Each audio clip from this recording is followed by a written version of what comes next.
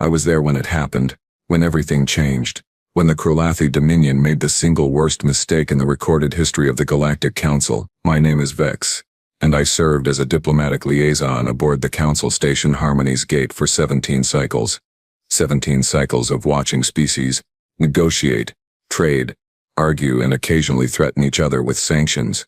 Boring work, mostly the kind that makes your sensory stalks droop from sheer monotony. But humans were different from day one. They arrived at the council chambers 3 years ago with their bizarre bipedal frames, their unsettling forward-facing eyes, and their absolutely deranged sense of humor.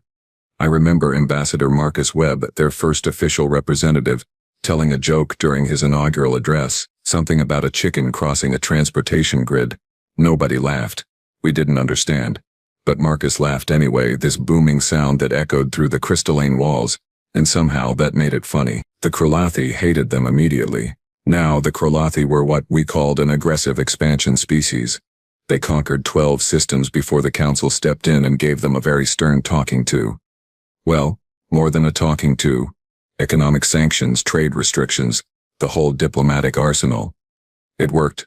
Mostly. They backed down, joined the council, played nice, but they never forgot the humiliation. And when humans showed up, representing a species from a death world called Earth, a planet so hostile that it had weather systems capable of destroying entire cities, predators that hunted in packs, and microscopic organisms that could kill you in days, well, the Krolathi saw an opportunity. They're primitives, Commander Salthor had hissed during one council session, his reptilian jaw clicking with contempt. They haven't even colonized their own star system properly.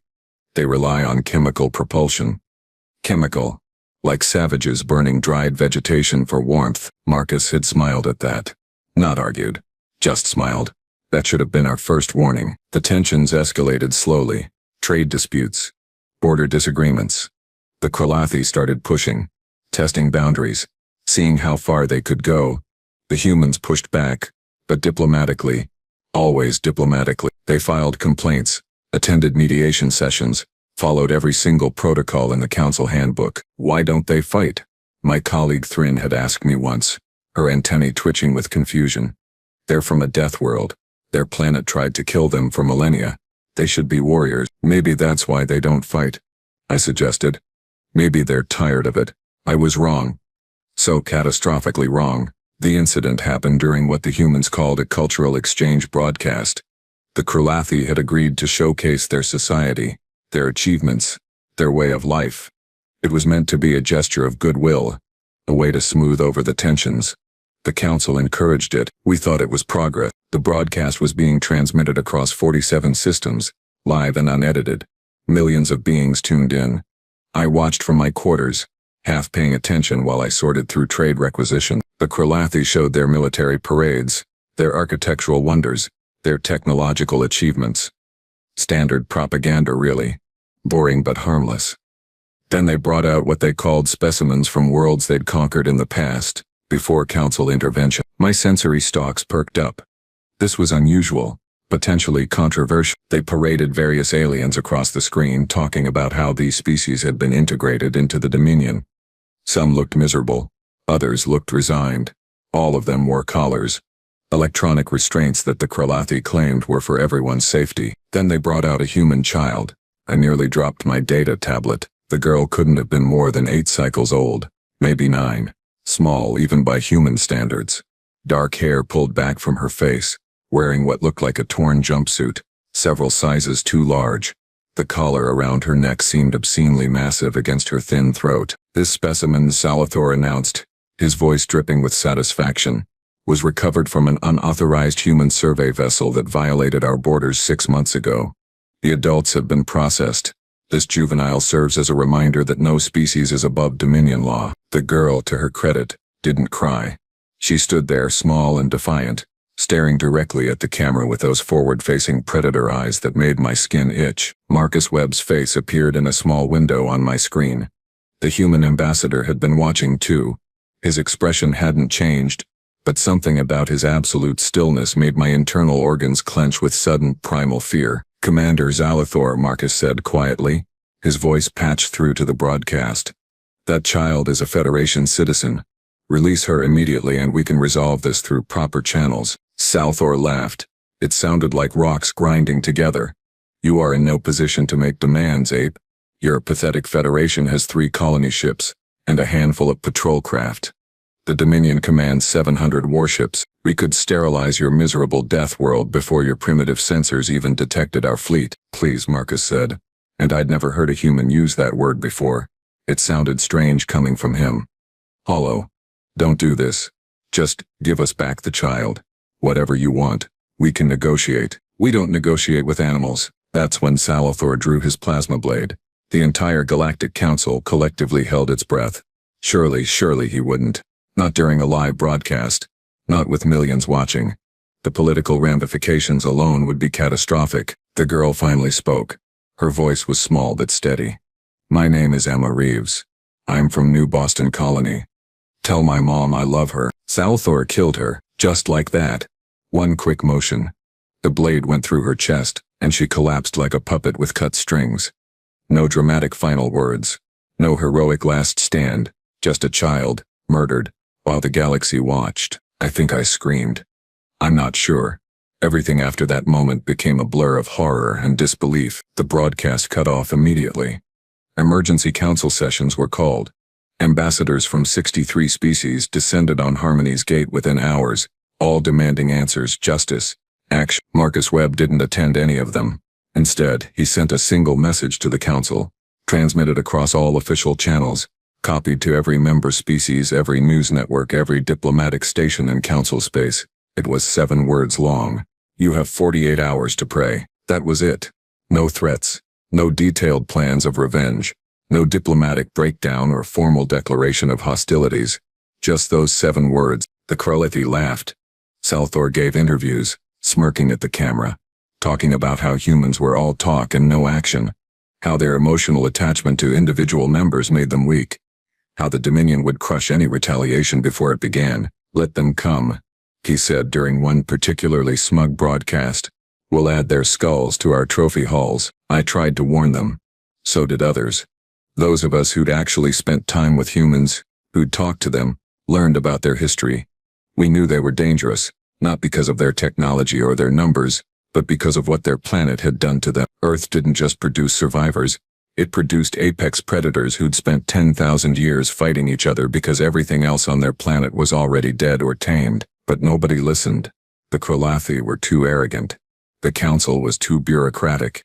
And the humans were too quiet. 48 hours passed. Nothing happened. Salthor declared victory. The apes learned their place, he announced.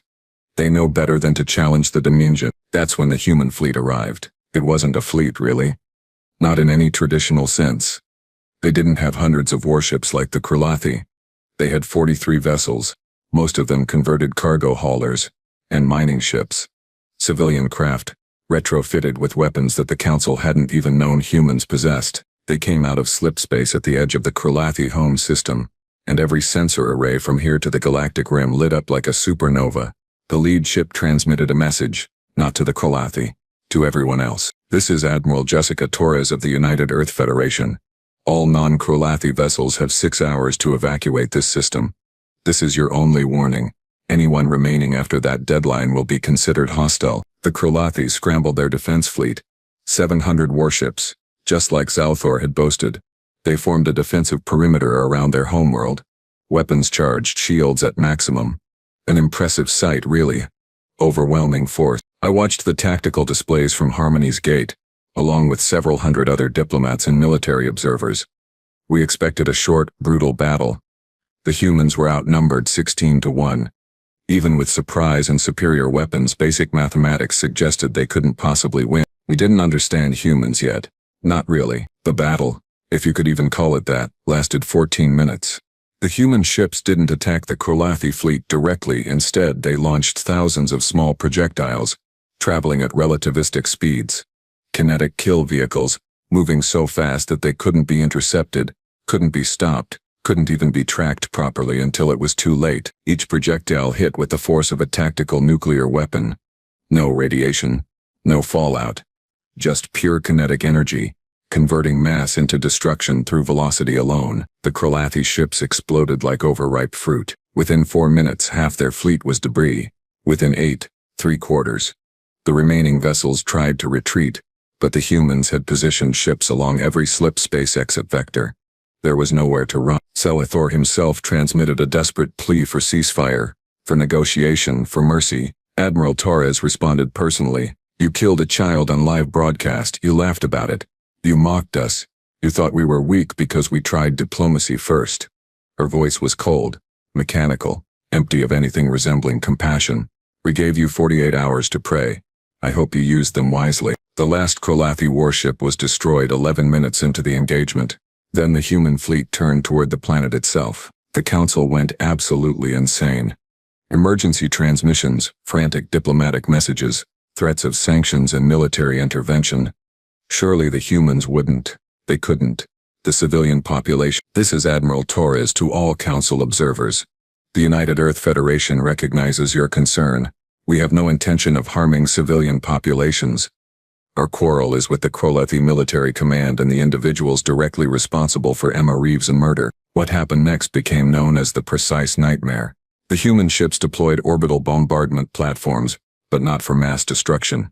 Instead, they used precision-guided munitions to target specific buildings, specific vehicles, specific individuals. They'd somehow compiled a complete list of everyone involved in Emma's capture, imprisonment, and execution.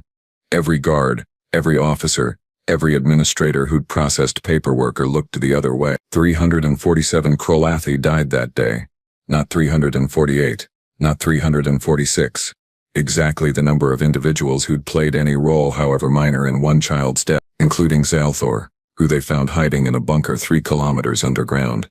The humans sent a single kinetic penetrator through 2,000 meters of reinforced concrete and vaporized him, so completely that not even DNA traces remained. The rest of the planet, untouched. Not a single civilian casualty. Not one damaged residence outside the military zones.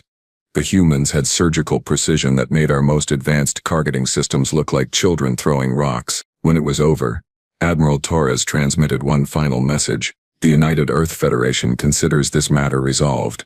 We harbor no further hostility toward the Krolathi people, but let this serve as a reminder to the entire galaxy. We came to the council seeking peace. We followed your laws, your protocols, your diplomatic procedures. We tried every possible solution except violence." She paused and I saw something flicker across her face.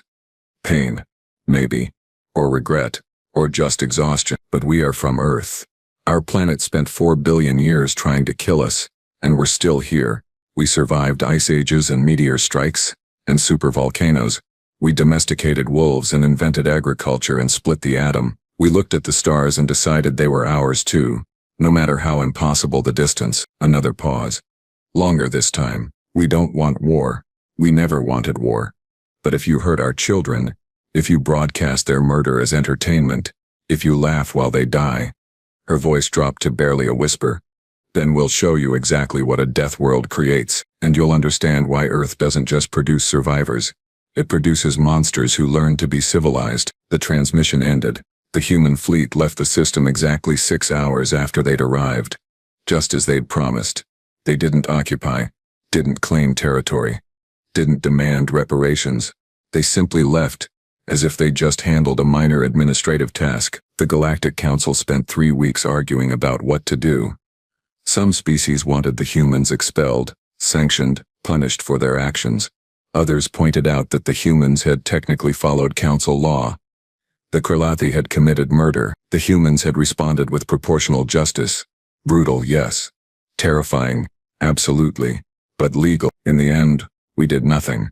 Because what could we do? Attack Earth? Send our fleets to fight a species that had just demonstrated they could turn our most powerful military into scrap metal in 14 minutes? No. We did what any sane civilization does when encountering an apex predator. We left them alone. But I still think about Emma Reeves sometimes.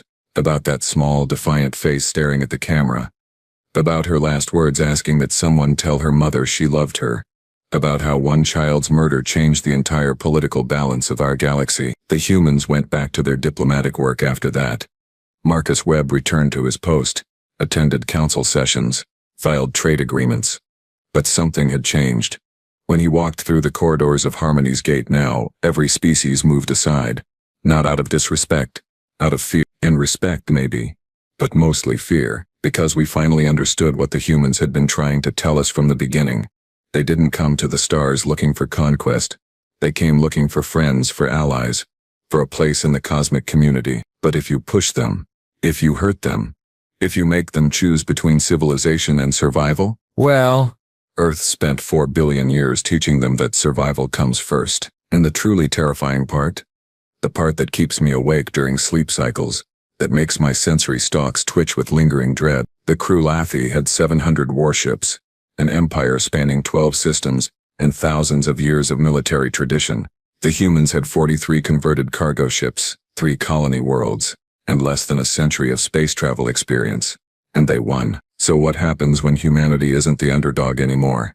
What happens when they have 100 worlds, 1,000 ships, 10,000 years of experience? What happens when Earth's children grow up? I don't know, and I pray I never have to find out. 3 months after what the humans called the Krulathi incident and what everyone else called the 14-minute war, I received an invitation, not a summons, not an official diplomatic request, an invitation handwritten on actual paper, delivered by a human courier who smiled politely and waited while I read it.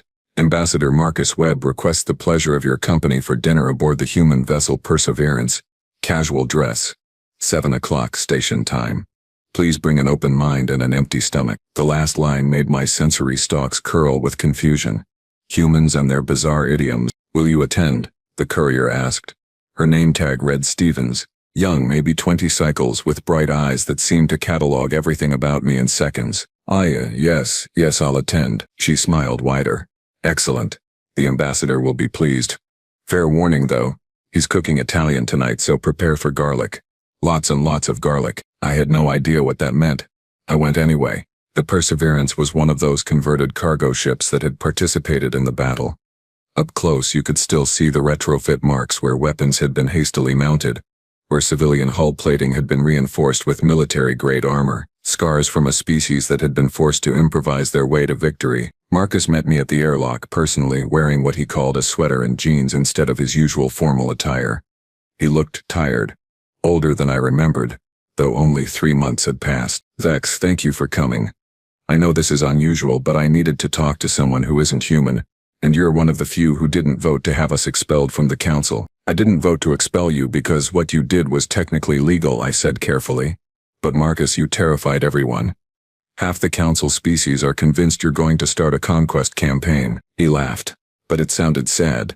Of course they are. Come on, dinner's almost ready. We can talk while I finish the sauce. The ship's galley was small, cramped, clearly designed for efficiency rather than comfort. But Marcus had somehow made it feel warm. Soft lighting, music playing quietly in the background, the smell of cooking food, rich and complex in ways that made my chemoreceptors tingle. Take a seat, he said, gesturing to a small table. Fair warning, I'm not a professional chef, just a guy who learned to cook because eating replicated protein gets boring after the first 1,000 meals. I watched him work, moving around the tiny kitchen with practiced ease, boiling water, stirring sauce, checking something in a heating unit he called an oven. It was strangely hypnotic. You wanted to talk? I prompted. He nodded, not looking up from his work. I wanted to explain. Not justify, just explain. 'Cause I think you deserve to understand what happened. What's still happening. The humans killed 347 Krulathi in 14 minutes. That's what happened. No. He turned to face me and his eyes held that same emptiness I'd heard in Admiral Torres' voice. What happened is that we broke. As a species, as a civilization, we broke, and I need someone to understand that, because what comes next depends on whether the galaxy realizes how close we came to doing something far, far worse. My sensory stalks went rigid. What do you mean? Marcus turned back to his cooking, but his hands were shaking slightly. Emma Reeves wasn't just some random child, Vex. I mean, she was. Every child is random and precious and irreplaceable. But she was also the daughter of Commander Lisa Reeves, one of our most decorated military officers, and the granddaughter of Admiral Richard Reeves, who commanded our defense fleet during the Mars Rebellion 40 years ago. He paused, draining water from the boiling pot. When the broadcast happened, when Salthor killed her, we had 17 hours before the military could even begin planning a response. 17 hours, where every human with access to a communications network watched that footage, over and over, analyzed it, shared it, mourned. I saw the footage, I said quietly. It was horrific, horrific. Marcus tested the word. Yeah, that's one way to describe watching a child murdered on camera while her killer laughs. But here's what you didn't see. Here's what happened in those 17 hours. He started plating food. Pasta, he called it, with sauce and strange round items he identified as meatballs. It smelled incredible. 3 governments fell, just collapsed. Citizens took to the streets demanding action, demanding revenge. Our normally peaceful colony world started drafting emergency military service laws. Engineers who'd spent their careers building habitats and mining equipment started designing weapons, not because anyone ordered them to, because they wanted to. He set a plate in front of me, then sat down with his own. Our children started drawing pictures of dead Krolathi. Our poets wrote verses about vengeance. Our musicians composed songs about blood and fire. For 17 hours humanity forgot every principle we'd built our civilization on and remembered what we used to be. I looked at the food, then at him. What were you, killers? He said it simply, without pride or shame. Earth didn't just try to kill us, Vex. We spent most of our history trying to kill each other. Wars over resources, territory, ideology, religion, skin color. Which imaginary friend in the sky was the right one to believe in? We got really, really good at murder. He took a bite of his food, chewed slowly, swallowed. Then we grew up. We stopped fighting each other, mostly.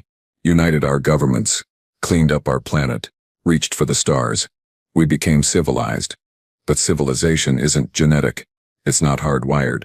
It's a choice we make, every single day, to be better than our worst instincts. And Emma's death made you stop choosing civilization.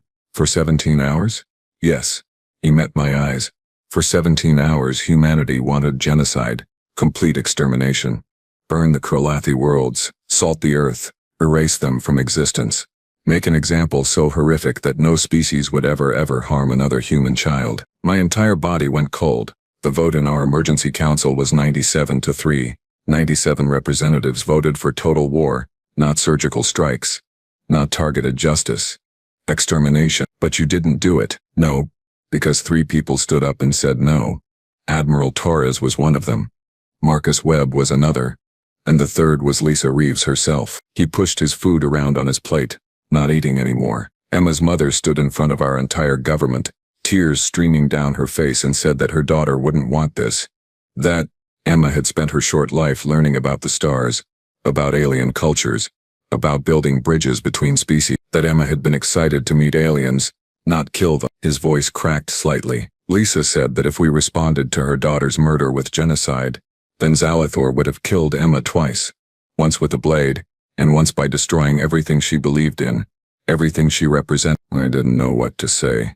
My species doesn't cry, but I felt something similar building in my chest. So, we compromised. We chose justice instead of vengeance. We killed everyone directly responsible, and only those people. We proved we could be precise, controlled, surgical.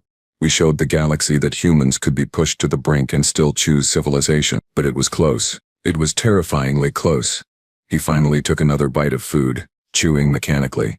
3 votes, Vex. 3 votes between targeted strikes and complete annihilation. That's what I need you to understand. That's what I need the council to understand. Why? What difference does it make now? Marcus stood up, walked to a viewport, stared out at the stars beyond. Because it's going to happen again. Maybe not tomorrow, maybe not next year, but eventually, some species will test us, will hurt us, will push and push until we have to push back. And next time those 3 votes might go the other way. He turned back to face me. Humanity joining the Galactic Council wasn't just about trade agreements and territory rights. It was about accountability. About having other species watch us, judge us, keep us honest. Because we know what we're capable of. We know what Earth made us into, and we're terrified of becoming that again. So you're saying the Council should be afraid of you? I'm saying the Council should help us. Not control us. Not restrict us. But help us stay civilized. Because the alternative. He trailed off, looking back out at the stars. The alternative is that humanity stops choosing to be better, and if that happens, if we ever fully embrace our nature as apex predators from a death world, then the 14-minute war will look like a mercy. We sat in silence for a while. I tried the food. It was delicious, complex, layered with flavors I couldn't identify. Proof that humans could create beauty as easily as they created destruction. What happened to Lisa Reeves? I asked finally. She resigned her commission, went back to Earth. Last I heard, she was teaching xenobiology at a university, telling students about alien cultures, encouraging them to be explorers instead of soldiers.